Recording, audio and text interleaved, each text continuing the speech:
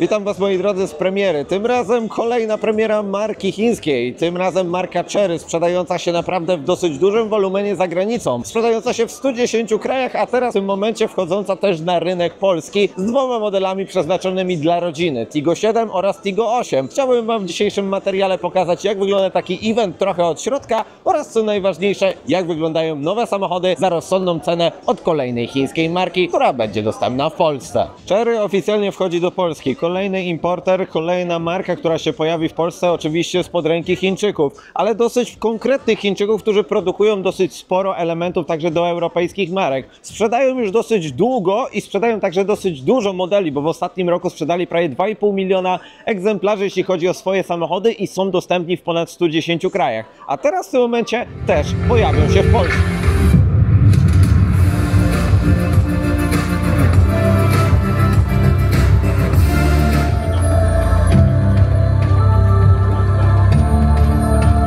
Tak oto zaczynamy prawie godzinną prezentację na temat właśnie Chery. Jak to będzie wyglądać, jak będą podchodzić do sprzedaży oraz, co najważniejsze, po prostu jakie produkty zostaną zaprezentowane. Poznaliśmy też wiceprezesa, jeśli chodzi o całą tą grupę Chery Automotive, oraz dosyć sporo nam powiedzieli o tym, jakie produkty i jak wygląda ich także proces produkcji tych samochodów. Okazuje się, że ich linie produkcyjne to są jedne z najnowocześniejszych linii produkcyjnych i z tych taśm zjeżdża naprawdę bardzo duża ilość samochodów, bo w poprzednim roku było to ponad 2,5 miliona egzemplarzy. Ale oprócz modeli, które zaraz nam pokażą, opowiadali też bardzo dużo na temat Chery Super Hybrid, o którym dosłownie mieliśmy już możliwość styczności w marce Jake'u, i filozofia oparta faktycznie na tej technologii to jest naprawdę dobry krok, bo ten układ hybrydowy jest bardzo zaawansowany technologicznie, ale co ważne, też niesamowicie oszczędny.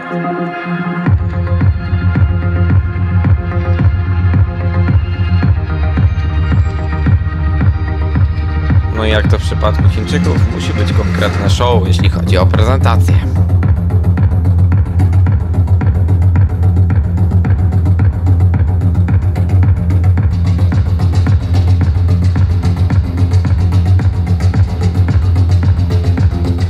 I tak oto wjechały na scenę dwa modele, a tak zwane modele Tigo 7 oraz Tigo 8, dzięki którym faktycznie marka ma w Polsce też wystartować i na rynku europejskim bardziej zawojować świat. Czyli dwa samochody przeznaczone dla rodziny z naprawdę bardzo fajnymi, nowoczesnymi funkcjami. Oprócz dokładnego wykładu, jak działa Super Hybrid, to mieliśmy także sporo informacji na temat faktycznie, jakie procesory zostały użyte do konstrukcji całych multimediów w tym samochodzie oraz jak bogate jest nawet podstawowe wyposażenie, a jest czym się tutaj chwalić.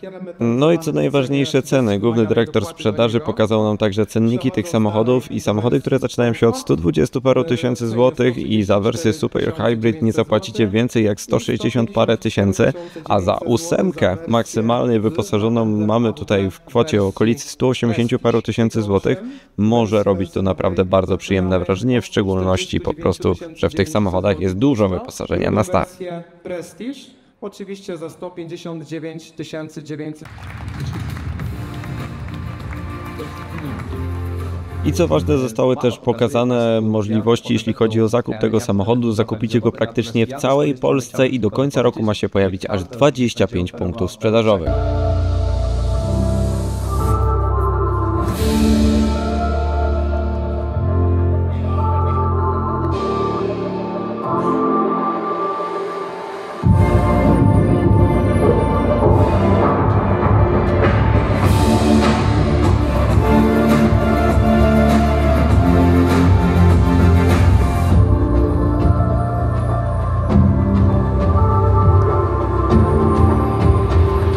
I to właśnie oto są te nowe modele Tigo 8 oraz Tigo 7, o których staram Wam się zaraz poopowiadać, ale tak jak widzicie, impreza jest dosyć mocno huczna i mamy naprawdę sporo różnego rodzaju dziennikarzy, influencerów motoryzacyjnych oraz także gwiazdy TikToka czy YouTube'a.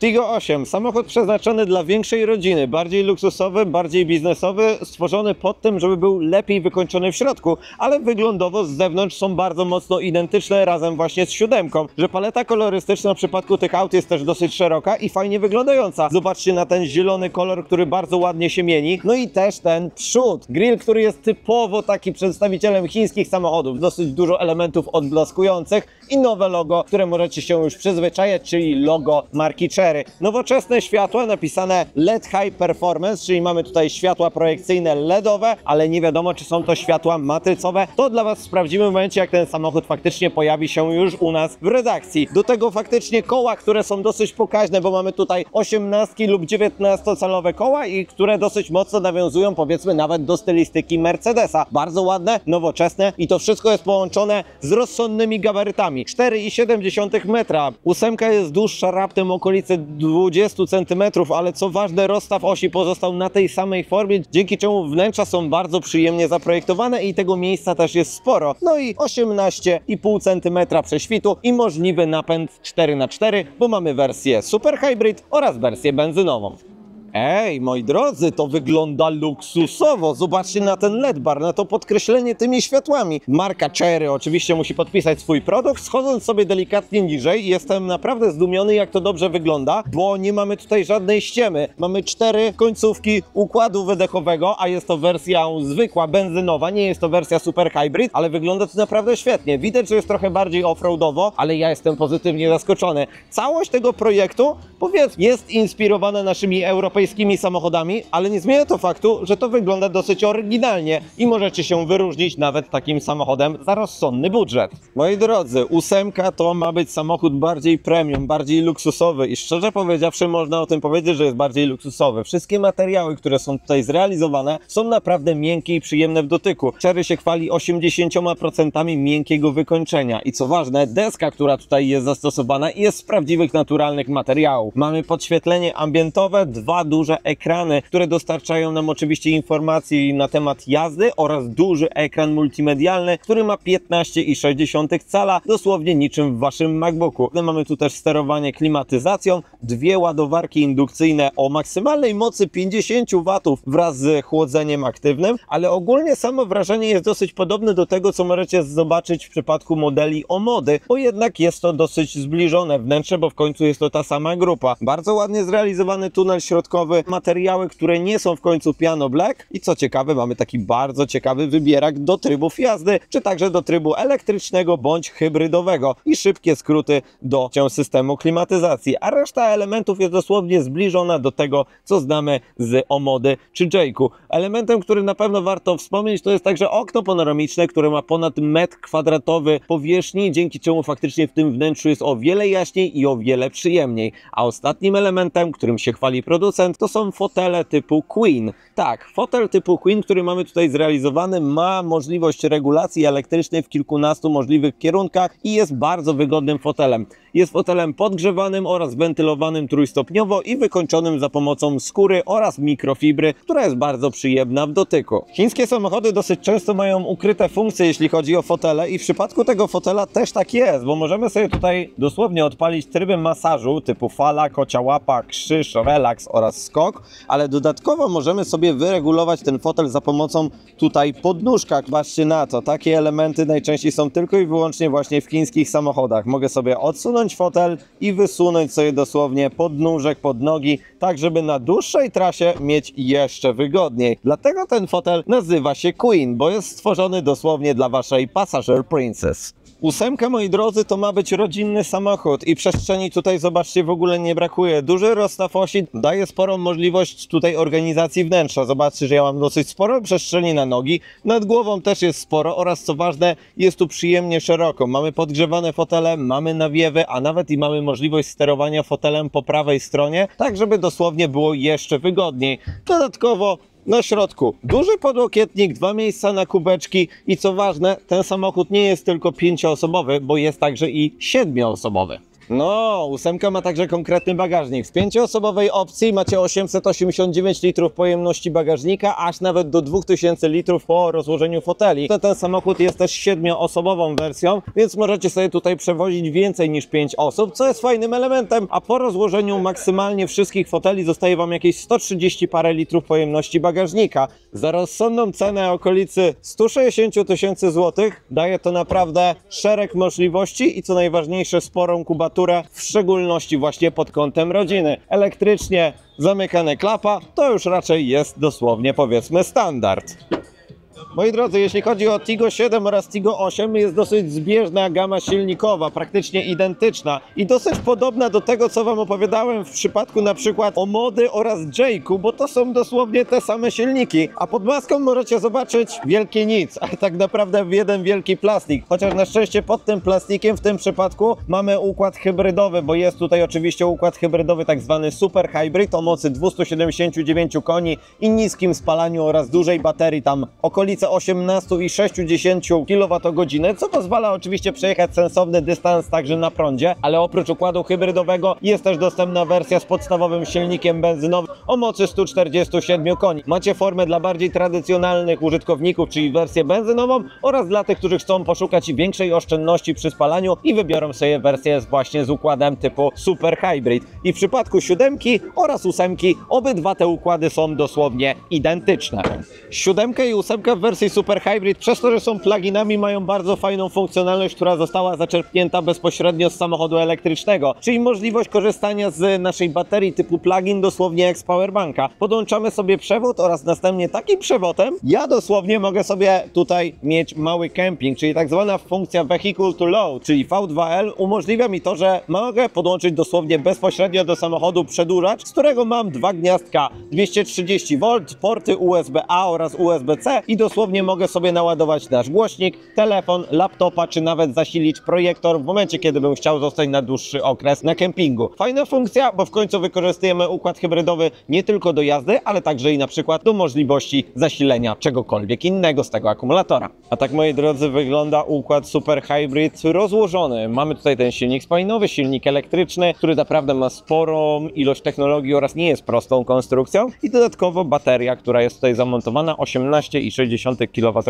śnię jest w tej architekturze Super Hybrid, plus dodatkowo silnik elektryczny, który napędza tylne koła i mamy wtedy układ 4x4. 8, tak jak wam powiedziałem, występuje w kilku różnych kolorystykach. Jest biały, jest to taki przyjemny kolor szary, delikatnie wpadający w oliwki. Mamy też klasyczną czerń, mamy też tą zieleń, którą wam pokazywałem przed sekundą, ale myślę, że kolorystycznie ciekawszą opcją jest 7, bo paleta jest jednak większa. Moi drodzy, te samochody obydwa są dosłownie identycznie narysowane, jeśli chodzi o stylistykę, ale tutaj ten kolor czerwony jednak dosyć mocno to wszystko podkreśla. Warto na pewno też wspomnieć o tych ogromnych, wręcz masywnych grillach, które są w przypadku tych samochodów bardzo mocno podkreślone za pomocą takich świecidełek oraz w przypadku tej 7 mamy też bardzo ciekawy wzór, jeśli chodzi o światła LEDowe. Ten charakter świetny jest tu dosyć ciekawie zaprojektowany. Są też, moi drodzy, takie udawane przeloty, oczywiście z dopiskiem Performance w przypadku tego auta. Dosyć ładnie, kompaktowo jest to narysowane i może się także podobać, w szczególności, że możecie mieć nadwozie połączone też z czarnym dachem, więc to robi na pewno bardzo fajne, przyjemne wrażenie. 4,5 metra długości, prawie 18 cm prześwitu, możliwy napęd na 4 i niesamowita kolorystyka, plus do tego takie elementy, powiedzmy, lekko nawet nawiązujące do offroadowych eksperymentów. Ciekawie to wygląda, ale szczerze najfajniejszą opcją jednak jest tył. Ten LED bar, to oświetlenie, które dorzuca jednak tego ciekawego wyglądu, na pewno w przypadku Tigo 7 to jest coś ciekawego,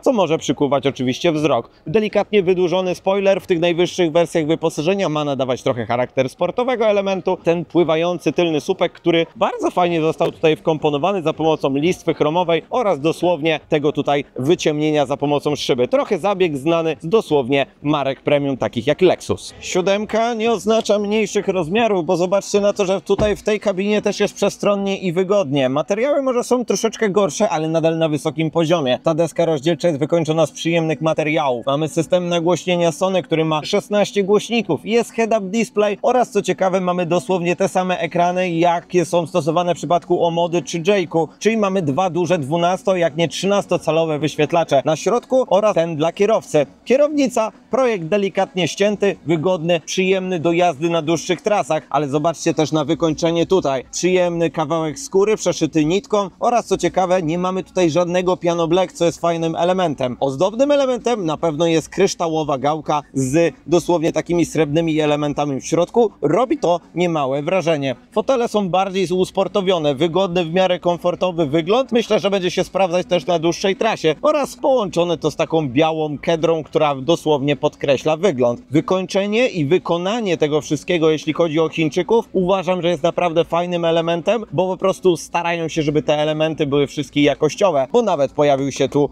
carbon fiber. Kurczę, za te pieniądze naprawdę jest tutaj przestrzeni dużo. Jak oni to zrobili? Rozrobili to w ten sposób, że rozstaw osi 8 i 7 jest dosłownie identyczny, czyli 2,7 metra i to daje oczywiście przestrzeń w środku. Pomiędzy nogami a fotelem jest naprawdę duża przestrzeń. Kawie wykończenie za pomocą skóry to robi bardzo, bardzo przyjemne wrażenie i nie czuć tutaj dosłownie taniości tych produktów. Nawet na tylnym rzędzie siedzeń 7 wasza rodzina będzie chyba raczej zadowolona z tego, że kupiliście taki samochód. Ten samochód nieprzypadkowo stoi też tutaj w takim anturażu, jeśli chodzi o offroadową ekspedycję. Czym dla tego auta jest to, że może występować z napędem na 4 koła lub także występować jako hybryda. Hybryda typu plug-in, czyli tak zwany super hybrid, o którym wam opowiadałem w przypadku JQ7. I tam macie moc aż 279 koni i nawet dystans do pokonania w formie 1200 km na jednym zbiorniku paliwa.